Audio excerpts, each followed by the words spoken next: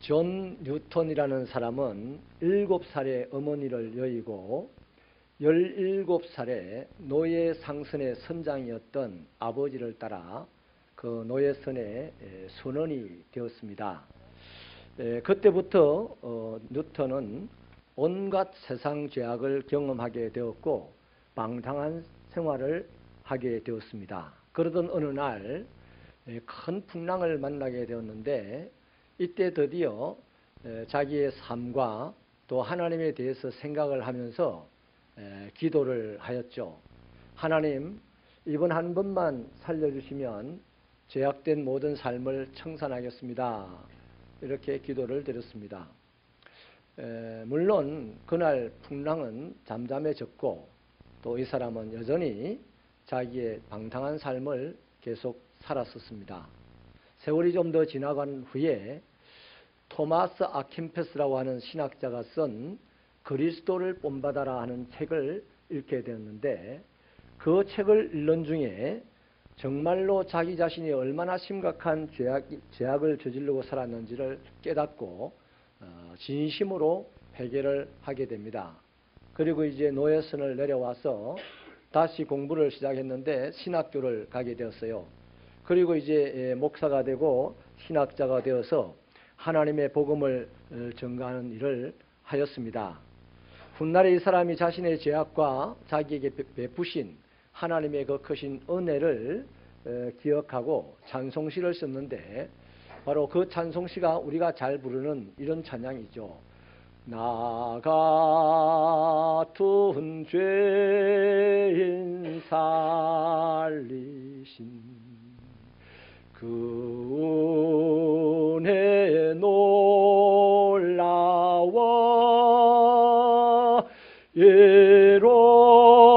예로웠던 생명 찾았고 광명을 얻었네. 이 찬양인데요. 그날 이후로 이 찬양은 찬송가에 삽입되고 지금까지 전 세계 기독교인들에게 18번으로 불리는 그런 귀한 찬양이 되었습니다. 여러분, 이 존 뉴턴은 노예선 선장인 아버지, 그분도 대단하겠죠. 세상에 가진 것은 다 가졌을 사람입니다. 그런 사랑하는 아버지의 영향 아래 있을 때는 포악한 노예 상인이었습니다. 살인과 온갖 방탕함으로 얼룩진 인생을 살았죠. 그러나 그가 어느 순간 예수님을 찬미하고 세상 사람들을 살맛나게 해주는 그런 인생으로 변화되었습니다. 예수의 은혜의 영향력 안으로 들어갔기 때문이죠. 여러분, 은혜의 영향력은 대단합니다. 우리가 종종 이런 데도 저런 데도 은혜라는 말을 수없이 많이 씁니다만 그래서 은혜라는 말 자체가 별로 감각이 없기도 합니다. 그러나 실제로 이 은혜의 영향력은 대단한데 사람을 변화시키기를 아무리 잘못된 사람도 바르게 변화를 시킵니다.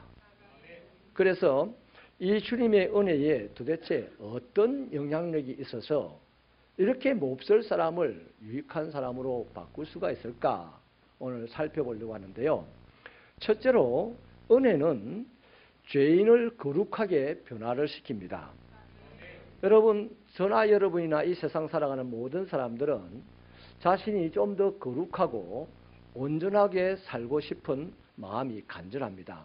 그런데 자신의 마음먹은 대로 그렇지 못하다는 사실을 늘 발견하고 그것 때문에 갈등하고 고민하죠. 갈등하고 고민하고 개선이 되느냐 하면 절대로 개선이 안 됩니다. 그래서 결국에는 실패하고 세상이 휘둘른 대로 자기 인생을 던져서 그냥 무기력하게 한 세상을 살아가는 거죠. 그래서 끊임없이 이러면 안 되는데 왜 이러나? 나 거룩하게 살아가야 되는데 와, 난 거룩하게 되지 않냐?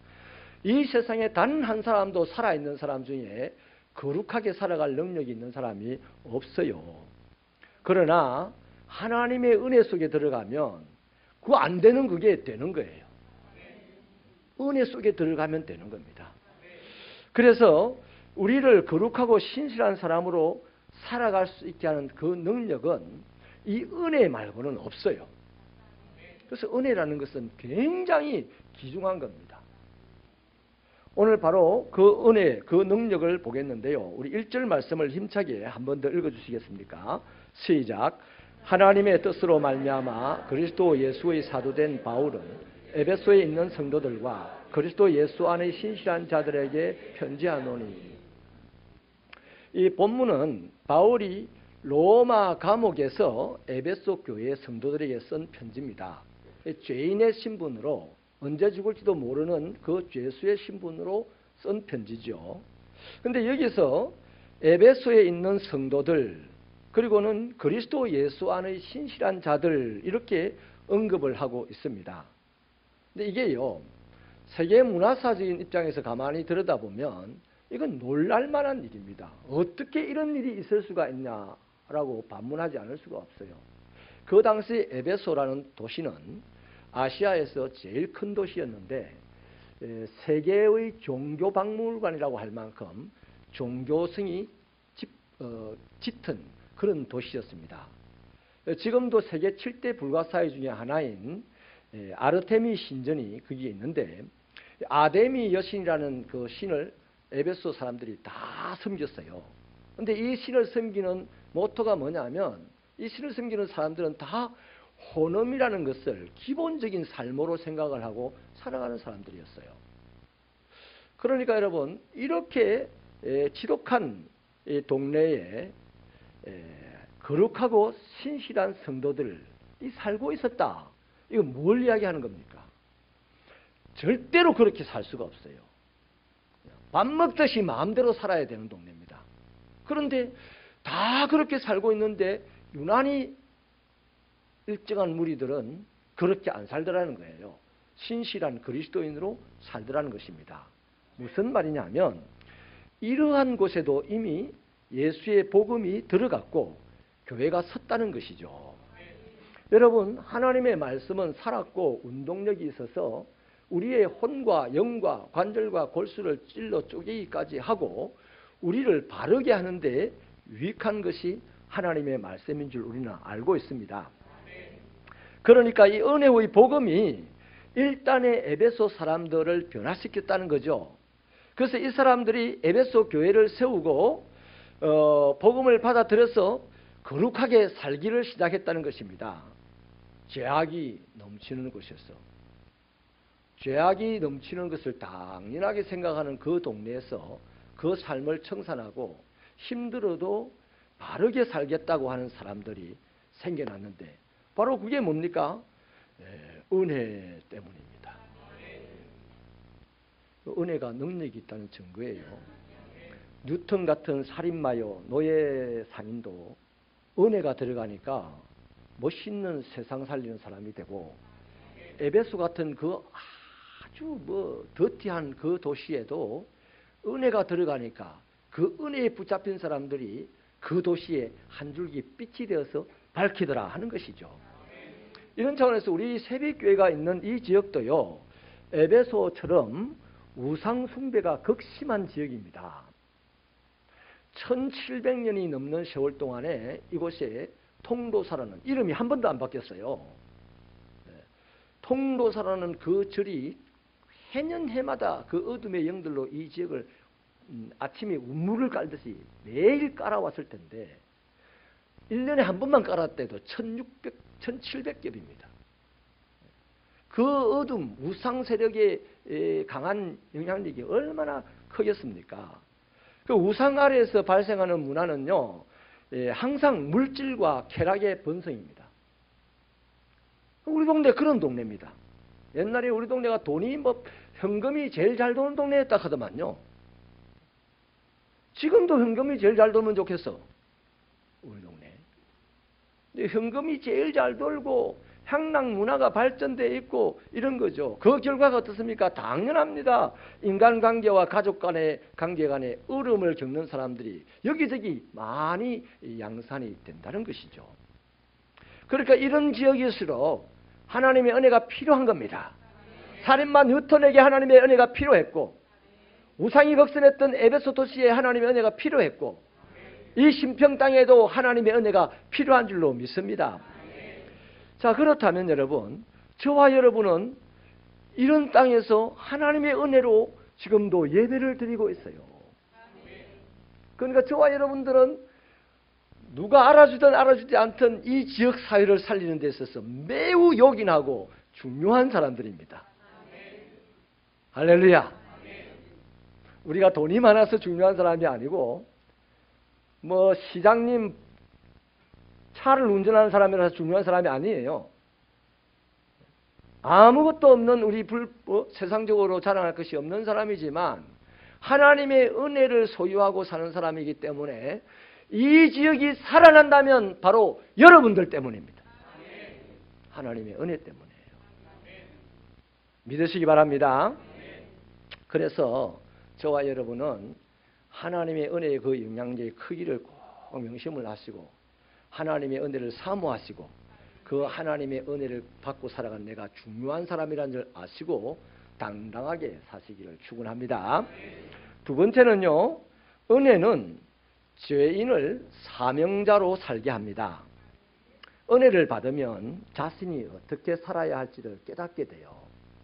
이번에 지난 주간에 단기 선교를 갔다가 이제 우리 초등학교 아이들이 돌아오는데 공항에서 이제 영접을 하고 같이 오면서 제가 한 친구에게 물어봤어요.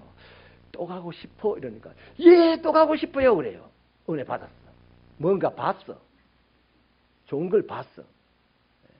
그래서 제가 그랬어요. 그러면 이제 엄마 아빠가 혹시라도 용돈을 주면 용돈을 받을 때마다 거기에 11조 떼고 거기에 또 11조를 떼서 단기 선교 여행비하고 해라. 다음에는 교회가 70만 원 안 대준다니는 네 돈으로 가야 돼. 그랬습니다. 그랬더니 얘가 하는 말이 그래야죠 목사님이래요.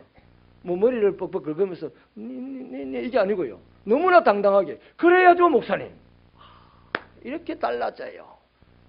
단기 선교가 은혜였습니다. 이끌고 가신 우리 단장님 유장로님과 우리 하수롱 목사님 우리 어디 갔지? 저기 영혼은 많이 늙어왔던데 교사들 수고하셨습니다. 여러분들의 수고는 그들에게 은혜였어요. 할렐루야. 자, 우리 은혜를 받으면 내가 사명자가 된다고 했는데 어떻게 살아야 할지를 깨닫게 되면 지나간 삶을 살지 않고 깨달은 바의 삶을 살 거란 말이죠. 그래서 우리 1절을 다시 한번 힘차게 읽어봐 주십시오. 시작.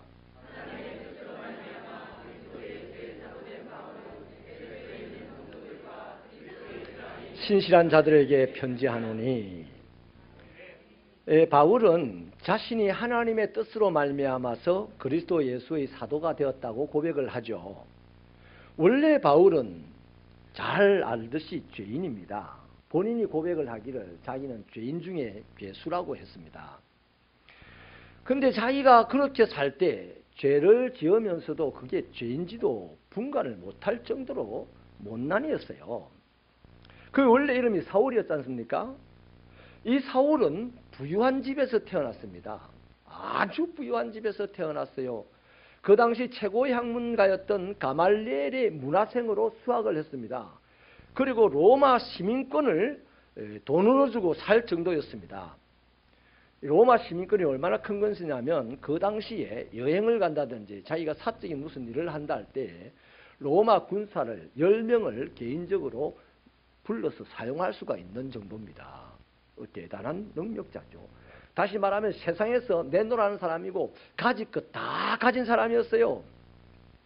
그런데요, 이렇게 그가 가지고 있던 집안의 배경이나 또 좋은 학문이나 시민권자의 건세로 이런 것들 가지고 말씀을 열심히 읽었습니다. 또한 자신이 그런 것들로 하나님의 나라의 일을 최선을 다해서 한다고 생각을 했었거든요. 그런데도 결코 그는 말씀을 깨닫지 못했어요. 또 하나님 나라의 일을 최선을 다한다고 했지만 그 일은 결국 예수의 추종자들을 핍박하는데 오히려 동원했어요. 자기 돈도 지식도 권력도 그렇게 엉뚱한데 하나님의 원수 되는데 동원했단 말이죠. 이 사람 사울이 어느 날 이 용기 백배해가지고 다메섹에까지 이제 예수의 추종자들을 잡으러 갔죠. 핍박을 하기 위해서 갔습니다. 그 가는 길에 부활하신 예수님을 만나게 됩니다. 여러분, 우리 생각에 예수님 당신이 핍박을 받았는데 또 자기의 제자들을 핍박하는 이 사울을 아주 원수는 외나무 다리에서 만난다고 그 자리에서 만났으면 아무도 모르게 그냥 멋지게 복수를 해줄 수 있지 않겠어요? 사울도 그렇게 놀랐어요. 누구십니까? 네가 핍박하는 나 예수다라는 소리를 들었을 때 사울은 얼마나 놀랐겠습니까? 나는 사울의 시력이 가버린 게 그것 때문이라고 생각을 해요. 너무 충격을 받아가지고 죽을 줄 알은 거죠. 그런데 죽을 죄인인 사울을 예수님은 죽이지 않았어요. 살리셨어요. 오히려 그에게 이방인들에게 복음을 전할 수 있는 사명자의 지위를 허락해 주셨습니다. 할렐루야. 이것이 은혜예요. 은혜죠. 한국 초기 기독교 시절에 이기풍이라는 목사님이 계셨습니다. 이분이 아주 말도 못하는 동네 망나니였고 예수교를 핍박하는 사람이었어요. 얼마나 예수를 대적했던지 교회당에 가서 불을 막 질렀던 사람입니다. 교회를 불태워버린 사람이었어요. 그런데 이분이 어느 날 부흥사의 설교에 은혜를 받았어요. 그리고는 변화가 되어가지고 삶을 청산하고 신학교를 들어갑니다. 졸업을 하고 이 은혜에 내가 무엇으로 보답할까 고민을 하다가 이 대한민국 이 조선 땅인데도 불구하고 너무나 외군의 나라보다 더 멀리 있는 이 제주도에 누가 복음을 전하겠나. 본인이 마음먹고 또 딴 배를 타고 제주도에 죽을 고생을 하면서 들어가서 제주도에 그때 수십 개의 교회를 세웠습니다. 지금도 제주도는요 기독교 인구가 많아요. 그때부터 예수 믿는 사람들이 많았다는 것입니다. 여러분, 사마리아의 수가성의 그 여인을 보십시오. 지나간 시절 동안 남편이 5명이나 바뀌었습니다. 지금 남편도 자기 남편이 될지 안 될지 모르는 남자와 동거를 하고 있어요. 사마리아의 모든 사람들이 경멸하고 멸시하였습니다. 얼마나 부끄러웠으면 남들이 잠을 자는 그 축복의 오점 시간에 물을 떠먹어야 돼서 우물가에 물을 끼러 가는 그 정도의 비참하고 비루한 인생을 살았어요. 그런데 이 여인이 그 우물가에서 예수님을 만나고 은혜를 받습니다. 적시로 변합니다. 무엇이 변합니까? 자신을 부끄러워하지 않는 거예요. 아무것도 두려워하는 것이 없는 거예요. 그 증거가 뭡니까? 지금 하나님의 축복을 받았다고 2시간 동안 오침을 자고 있는 모든 사마리아 사람들을 가서 깨워버렸어요. 그것뿐입니까? 그들을 얼마나 잘 끌고 왔든지 예수님에게로 다 끌고 우물가에까지 왔습니다. 그리고 3일간 사마리아에 부흥회가 일어나도록 모든 것을 조성한 여인이 바로 이 여인입니다. 은혜를 받으면 사람이 이렇게 확 바뀝니다. 예술은 길고 인생은 짧다 그랬는데요. 우리 짧은 이 인생 은혜 받고 확 바뀌게 되기를 바랍니다. 끈덕지게, 끈끈하게 이렇게 가다가는 예수님이 오는 날 바뀌는 수밖에 없는 거죠. 여러분, 도마도 마찬가지입니다. 제자로서 주님과 함께 다녔지만 부활하신 예수님을 도무지 못 믿겠다 그랬어요. 그런데 다시 예수님에게 은혜를 딱 받고 나니까 이 예수님이 부활하신 것이 믿어지고 그 길로 인도에까지 가서 은혜의 복음을 전하는 사람이 되지 않았습니까? 이런 겁니다. 여러분, 아무짝에도 쓸모없는 사람이 은혜를 받으면 모든 것에 유익한 사람이 되는 거예요. 이 예수 믿는 메리트가 이런 거 아니겠어요? 오늘 우리 시대에는요, 목적 없이 인생을 허비하다가 마치는 사람들이 너무 많아요. 그 마치는 것도 모자라서 거기다가 자기가 원치 않는 음지에서 인생 끝날까지 살아야 하는 분도 많이 있습니다. 도둑이 되는 것을 자기 인생의 목적으로 삼는 사람은 없을 것이고, 깡패가 되고 살인자가 될 것을 자기 인생으로 목적으로 삼는 사람은 더더욱 없을 것인데, 생각지도 안 하게 내가 도둑이 되어 있기도 하고 내가 살인자가 되어 있기도 하고 이렇게 해서 영의 몸으로 살아가는 아주 가슴 아픈 사람들이 많이 있다 이 말이죠. 어쩌다가 그렇게 살게 됐어요. 어쩌다가 그렇게 돼버렸어요. 본인이 그렇게 되려고 한 게 아니야. 어쩌다 그래 됐어요. 어쩌다 살인자가 되고 어쩌다 도둑이 되고 어쩌다가 이상한 사람이 되는 겁니다. 누가? 우리 모두가 그런 사람일 가능성이 있어요. 그런데 은혜는 그 모든 사람들을 올바른 길로 인도하는 능력이 있어요. 그 모든 사람들을 살려주는 사람으로 바꿔주는 능력이 있다 이 말이에요. 아멘입니까? 그래서 은혜를 받게 되면 잃어버렸던 인생의 목표를 다시 찾게 되는 거예요. 다시 새 삶의 길을 가게 되는 거예요. 이런 축복이 2019년 저와 여러분에게도 있기를 바랍니다. 아이고 제발 우리 새벽교회는요, 첫사랑 하면서 30년 전에 예수 믿을 때 받았던 그 은혜 오늘 이야기하고 이러지 맙시다. 지나간 날의 은혜 가지고 내일 살 수 없어요. 오늘 또 은혜 받아야 돼. 오늘 또 은혜 받아야 내일을 살아갈 용기가 생기는 겁니다. 할렐루야. 세 번째는요, 은혜는 고난 중에도 찬송하게 합니다. 좀 더 우리가 이해하기 쉽게 말씀을 드린다면, 은혜를 받으면 아무리 인생살이가 힘들어도 기죽거나 주눅들지 않아요. 담대하게 그 삶을 견뎌내고 이겨내게 되는 거죠. 노래하면서 살아간다 이 말이죠. 여러분, 찬양대 여러분, 우리가 찬양을 하는 게 실력이 좋아 찬양하시는 분이 있으십니까? 없죠. 실력이라고 하면 사실 우리 빨리 어디 가야 돼. 여기 있으면 안 돼. 우리 뭐 때문에 여기 찬양합니까? 온갖 우리 폼을 잡고 막 이게 왜 어떻게 찬양합니까? 따라합시다. 은혜가 있었어. 그분의 은혜 때문에 우리 찬양하는 거예요. 실력으로 찬양한다면 우리 아무도 찬양 못해요. 은혜 때문에 하는 거야. 할렐루야. 은혜 주신 하나님께 감사하다고 박수 한번 칠까요?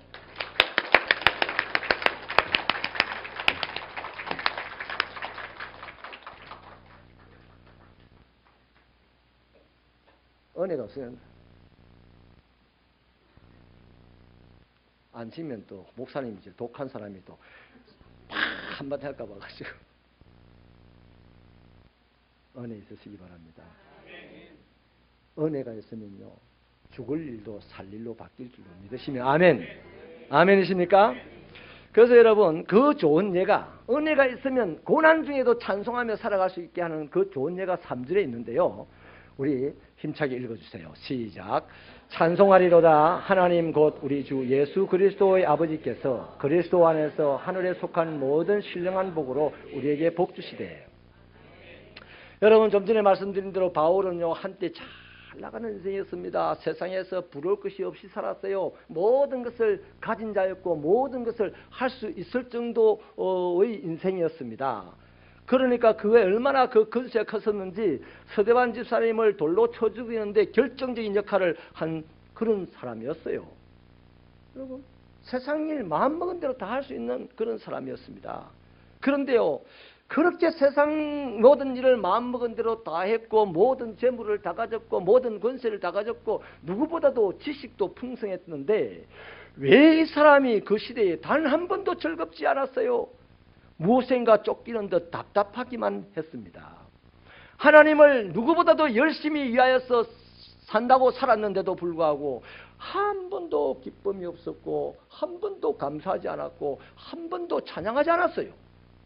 희한하지 않습니까? 여러분, 지금 우리도 지금보다 더 부자 되면 하나님을 더 찬양 잘할 것 같습니까? 지금보다 더 권세 있고 내가 지금 뭐 우리 왜 동장님도 없네. 반장님이 양산의 시장님이 되면 하나님을 찬양할 것 같습니까? 택도 없는 얘기입니다. 그런 걸로 찬양하는 게 아니라니까. 찬양이 되는 게 아니라니까.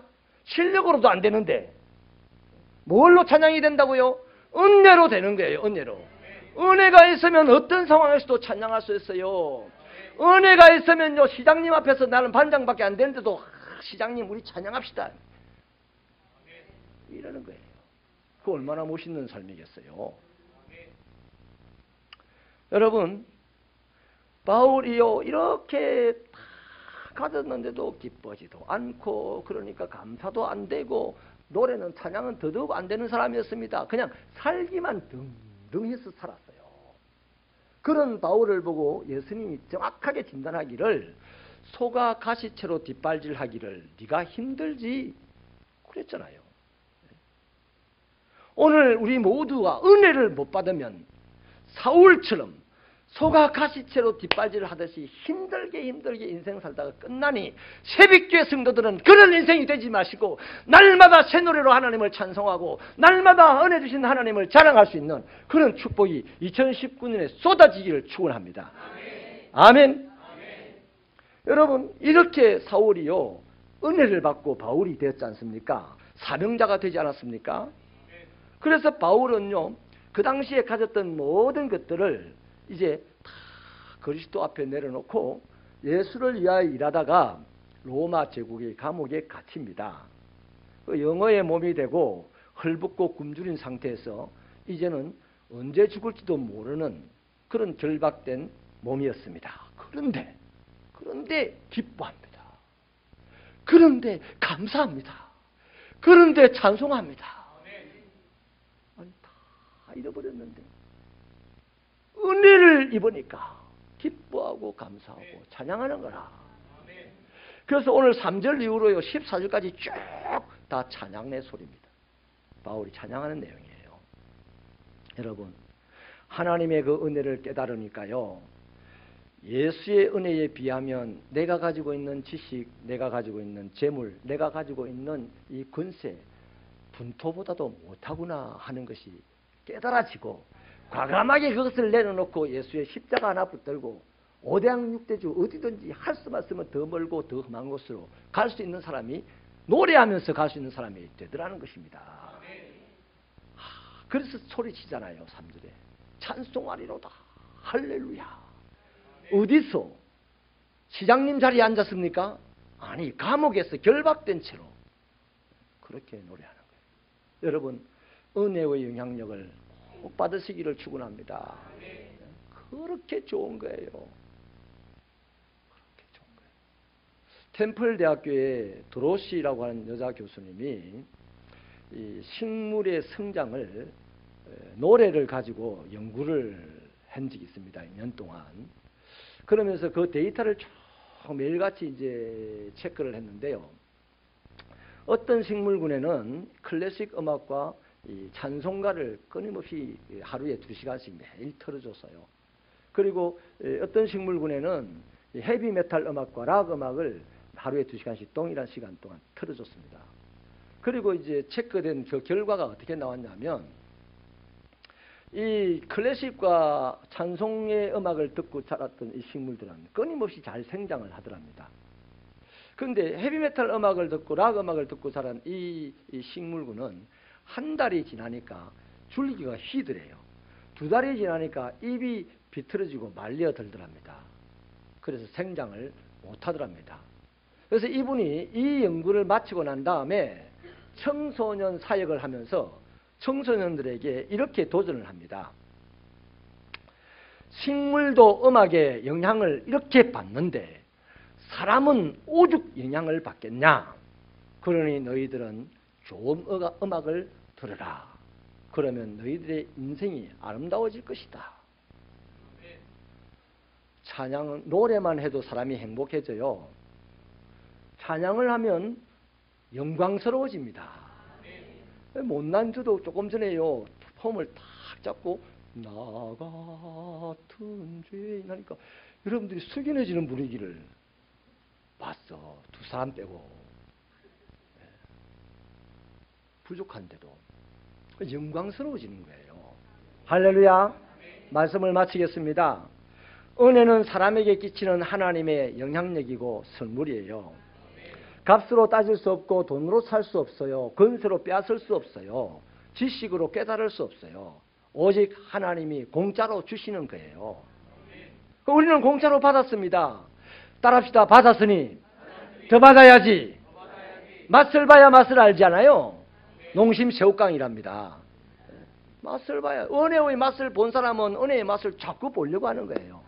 우리 새벽교회 2019년이 끊임없이 은혜의 맛을 보려는 사람들의 몸부림이 이 예배당 안에서 솟아나기를 축원합니다. 그렇기 때문에 여러분, 저와 여러분이 진정한 그리스도인이라면 또 우리의 인생이 또 우리의 가정이 행복한 가정이 되기를 원한다면 은혜 사모해야 돼요. 은혜 받기 위해서 아주 애써야 됩니다. 은혜가 있는 장소를 사모하십시오. 여러분의 가정보다는 여러분이 섬기는 교회가 훨씬 더 은혜 있어요. 나 장담합니다. 여러분의 직장보다도 여러분의 섬기는 교회가 훨씬 더 은혜 있어요. 장담합니다. 그러니 은혜로운 것을 사모하시고 은혜로운 사람들과 함께 하려는 열심히 있으시기를 축원합니다. 여러분, 은혜가 없으면요, 아무리 쉬운 일도 힘들어서 못합니다. 그러나 은혜가 있으면요, 아무리 힘든 일도 가볍게 해나갑니다. 그러니 은혜의 지배를 받고 은혜의 영향력 속에 있어야 되는 거죠. 한국의 시인을 대표하는 사람 중에 박목을이라는 시인을 여러분 잘 알 겁니다. 이분이 장로님이신 줄 아세요? 얼마 전에 이제 돌아가셨잖아요. 이분이 돌아가시고 부인이 이제 고인의 시 중에 신앙시만을 따로 모아가지고 신앙시집을 냈는데요. 크고 부드러운 손이라는 그 제목으로 냈는데 그 안에 바로 크고 부드러운 손이라는 시가 있습니다. 거기에 하나님의 은혜로운 임재를 이렇게 표현을 했어요. 하나님이 손을 펴고 내게 오는 것인데 거룩한 바다가 내게로 밀려오는 것과 같다. 여러분, 썰물이 빠졌다가 밀물이 밀려 들어오는 것을 보십시오. 감당 못할 만큼 밀려 들어옵니다. 저와 여러분이 하나님의 집에서 예배드릴 때 뭐가 우리 가슴에 밀려 들어옵니까? 분노의 마음이, 질투의 마음이, 짜증나는 마음이 밀려 들어옵니까? 거듭나야 돼. 하나님의 집에 예배를 들어왔을 때 은혜를 사모하고 종이 상전의 눈을 바라보고 여종이 그 여주인의 손을 바라보듯이 하나님의 은혜를 사모하고 찾고 찾으며 달려나오면 이 예배 현장에 우리는 전율이 일어나듯이 하나님의 은혜를 받을 겁니다. 근데 이 사모함이 적으니까 앉자마자 앞사람 뒤통수에 비듬만 보이고 그것 때문에 또 툭툭 쳐가지고 야, 예배당에 오는데 머리나 감고 온다야 이래가지고 둘이서 싸우고. 우리 새벽교회 이런 일이 있다는 게 아니고 진해는요, 은퇴하신 목사님하고 거기에 은퇴하신 목사님하고 조그마한 교회인데 거기에 청년 한 명하고 항상 둘이가 앞에 앉아서 예배를 드리는데 목사님이 어디다 방구를 깼나 봐, 예배 시간에. 그래 그 청년이 목살이 밑에 갖고 방구 깼다고 그 둘이서 틱틱틱 뛰가다 예배에서 싸워버렸어. 그런 일도 있어요. 여러분, 무엇 때문에 교회 안에 싸움이 일어납니까? 무엇 때문에 교회 안에 파당이 생깁니까? 무엇 때문에 교회 안에 모인 사람들의 얼굴이 어두워집니까? 답은 다른 거 있겠어요? 하나님 못 봐서 그렇지. 하나님 본 사람이라면 어두워질 일이 없고 싸워질 일이 없지. 뭐 더 쉽게 말하면 은혜 못 받아서 그래. 은혜는 누가 받느냐? 돈 갖고 받는 것도 아니고 권세 갖고 빼앗는 것도 아니고 지식 가지고 깨닫는 것도 아니라 했어요. 은혜는 사모하는 자가 받는 겁니다. 은혜 구한 내게 은혜 주시는 하나님, 은사 원하는 내게 은사 주시는 하나님. 은혜 사모하십시다.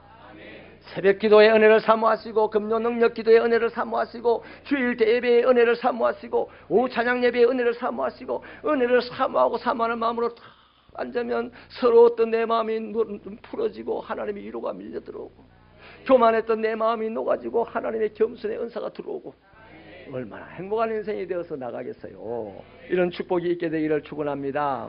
축원합니다.